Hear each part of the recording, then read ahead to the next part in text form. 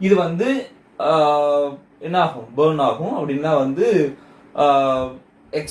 எக்ஸ்ப்ளோசிவா ஆகும். எப்ப அப்படின்னா அது வந்து இக்னைட்டட் பண்ணும்போது, ஒரு இக்னேஷன் சோர்ஸ் வந்து நம்ம கொடுக்கும்போது அது வந்து மாறும். ஸோ அதுதான் வந்து எல்இஎல். ஸோ இதுவே வந்து யூஇஎல் அப்படின்னா என்னன்னா அப்பர் எக்ஸ்ப்ளோசிவ் லிமிட், அதாவது வந்து higher concentration of gas or vapour. Okay, higher concentration of gas or vapour which will burn or explode if ignited. அதாவது இதுவும் சேம் தான். இப்போ வந்து ஒரு 75% ஆஃப் யூஇஎல் அப்படின்னு இருக்குன்னா அந்த பர்சன்ட் ஆஃப் அந்த வால்யூம் ஆஃப் த ஏர்ல அது 75% இருந்தது அப்படின்னா அந்த டைம்ல அது higher concentration of gas or vapour, அதான் வந்து யூஇஎல் சொல்றோம்.